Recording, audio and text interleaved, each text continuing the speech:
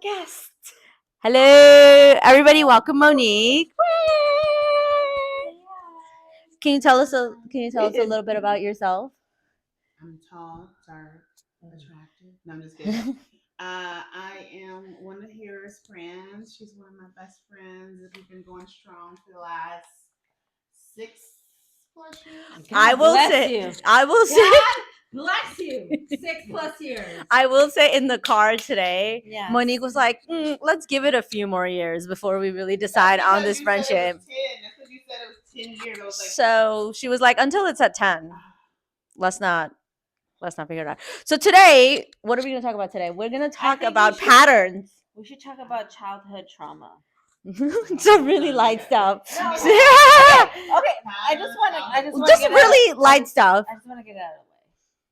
Do you don't realize that a lot of the brown community people always want to blame their childhood for certain things? Yeah. And I want to kind of just be like, at a certain age, you have to be like, I'm logging off of that childhood trauma stuff and just own your stuff and be like, okay, this shit happened and I just need to live my life now based on what I know. Like, for example, like a lot of people are just like, oh, my parents never told me I love you and stuff like that. But they showed you love in other ways, right? Like they fed you a lot. Like, I don't know any brown people or you go to any Desi family and they're just like the mom doesn't overfeed you, right? Like, for example, last summer when my mom was here and I was having a bad day and she made me like a pot of khichdi, and after I had that, I'm just like, I feel so much better. That's their way of showing love, you know? Like, and people just need to get over some of their childhood trauma that's like, oh, my mom never told me I loved you. And just be like, they show their other ways, loving you. Monique, what do you think? I'll give her my mic. Y'all know I'm the. You can hold this. Oh. I hear you, and I find trauma. So I don't think anyone should have to get over their trauma. Personally, but I do agree that people show love differently, and I think figuring out how to love the person, right? What's the platinum rule, right? Like, do unto others as they want you to do unto them, and not as you because that means that if the way that like for you, that's love. Your mom making the khichdi. You say khichdi, right? Khichdi. Yeah, khichdi. Like making that was like her way of showing you love, but for some folks, it's like, okay, but I might need those words. So I'm with you on that. But when you're like 40 years old and you're still using your childhood trauma as like keeping you back from life, like at one point it's like log off and like you have to like figure out your life. Yeah. And you stop using your childhood trauma as like, I do think that people have to put work in. Yes, put work in and acknowledge it, but I don't want to say get over it, but I will say, like, I'm with you. At what point do we grow from it? At what point do we put the work in to understand and make that and try to make it less traumatizing? So I'll get you on that. Yeah. Like, at what point are you like, okay, like, I don't think I'm gonna let it define that part, all the things. And I I get it. Some people describe it with like the big T and the little T, and this has happened within my family. Like, what's a big T and little T? Big trauma or small trauma. So you can have the trauma, but you can all experience it like very differently. But like, I mean, I think at certain, I don't know. I do think it does. Sometimes you can't outgrow it. I really do think like this whole thing with like resilience, or this really drive to move forward, this really drive to like, hey, I'm going to be successful no matter what.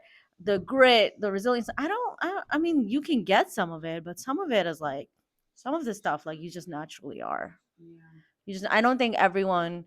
I do. I guess it's different levels of trauma, right? Like, absolutely. My trauma was really simple, but like I'm talking about like other people, but at what point do you just still hold on to it? At what age where you're just like, okay, am I gonna do something about it, or am I just gonna use it as an excuse? One thing I have noticed though, I think what I come, being raised in Pakistan and having this American culture, I do think that it's like just so much unforgiveness, not forgiving your parents are human, and they made mistakes, and they were just also just parents that age trying to figure it out. They weren't like, okay, my parents knew whatever. Just like how people are parents now. Like we're trying to figure it out as we go. Bro, And they were just like that. my mom had her third kid by the time she was like 38, and I'm like 40, not even on my first one. I mean, I can't even imagine my dad, even when I think about it.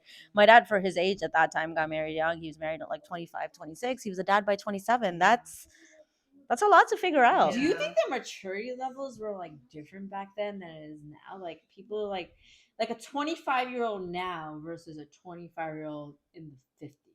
I do. We're much more mature back then. I think so. I do think it's different. I've also noticed a huge difference in like Why do you think that is?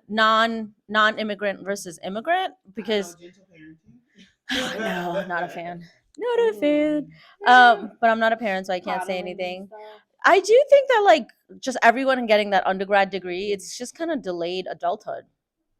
Undergrad degrees? So everyone gets like, until college you didn't have to worry about getting a real job, so that got delayed, and then like for like some people, those that have the luxury of not growing up is what I want to say. I don't think it has to do with degree. I think it's just like your parenting style, like what it is now. Back in the day, like I'm sorry, but beating was a big thing back in the day, and now it's just like, you like look at it and be like, okay, put the kid in the corner, and it doesn't really work. I'm sorry, does it? For some folks, like my mom was like, she was the one that you didn't have to whoop her, right? She wanted to whoop her. Okay, I don't like this. Like, what does it take, right? And there's some folks that I think every parent's going to show up different. I don't know. I think like there's some folks that I think trauma has happened for years. Oh, sorry. For some people, trauma has happened like over time. Yeah. And I think it's not as simple for some as parents not saying I love you. There's probably some other things involved, or it's like I was just sharing with them earlier, like my dad's a narcissist, right? And I know we use that word all the time when we look at patterns, like what does it look like to have somebody show up one way and then there's almost like a complete opposite, right? So charismatic, so this, and all of a sudden just disconnected, I don't care. So that can cause trauma, even if your parents are in the home, both or not. And then I'm like, my mom, that's my girl, but like she did the best she could. But like when he wasn't present and when they were divorced, it was like that was her holding it down. So, I think it's one of those things of you don't even know sometimes you have a traumatic moment until like it happens. Right? Like something triggers, whether it's a memory or whatever. Yeah, you're not gonna know as you're growing up until it shows up later on. Yeah, and sometimes you don't recognize it. Your friends do, but you don't. You're like, I don't have trauma. You're like, okay, like everybody. Well, like I was asking you earlier about the whole narcissism thing. Like, I was reading an article about like psychology and narcissistic traits, and they said that people talk about other people being narcissistic, but actually they don't say it themselves. But no, it's actually 1% of those people are actually narcissists. Like true narcissism is different versus narcissistic traits. Like sometimes we're just like, oh, instead of like the person being narcissistic, they could just be a-holes or something. I mean, I joke about it. I say like I have narcissistic tendencies, but like my mom has kept me humble. Like my mom and my sister talk about it, how like if it wasn't for them, I like really wouldn't be as humble as I was. The thing that I did want to mention is that sometimes it does matter, like your outlook really matters, because I think that sometimes you can change that trauma into something a little bit more positive. Maybe you move a little bit more differently. My dad, God rest his soul, he was amazing, but he definitely like was not financially savvy, and he made certain decisions in his life that at one point we were facing like housing insecurity and we weren't sure, like nothing ever really happened, but I remember going through like the stress of that at a young age. I've just been very financially careful, so you kind of learn. And again, I also just like acknowledge, I know I don't take that much risks with my money.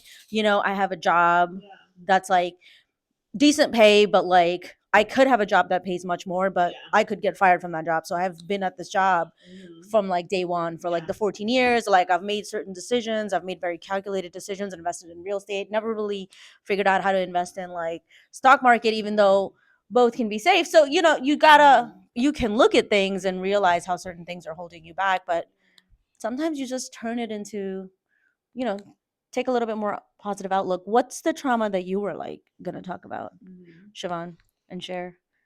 You were like, what? The whole thing about your parents just generally don't say they love you and stuff, and that's like a common thing in like the DC community because they're just like, oh, we didn't talk about emotions. Emotions were never really talked about, right? It's always shut down. Yeah. It's like if you felt something, they're just like, don't cry or don't feel that way, you know, right? And then you grow up, and a lot of adults just like explode at our age because we just suppress it, right? And then one day it just comes out because we're never allowed to manage it, right? But right now we're adults and we have kids, and we're supposed to teach them how to emotionally regulate when a lot of adults don't know how to. A lot of adults don't know how to regulate. So how are we that did not know how to regulate, now we're like, hey guys, let's teach our kids how to do it? Is there something you're actively doing? Because I know you're a mom. Am I actively doing to make sure, like, is there something that you're like, oh wait, this is what my parents did and I want to make sure I don't do that? Well, I do the whole I love you, and I kind of make sure the voice that I like, whatever I tell them is usually, because they usually say that whatever you tell your kids is basically their inner voice, what they tell themselves. So I try to make that like positive. I will say, like, yeah, like, no, but like for the most part, you're like constantly have to tell them that you're proud of them and that you love them. Try to enforce all that stuff that you didn't go, obviously, like growing up. So you try to create that change, and hopefully it helps. And that's what I'm doing differently.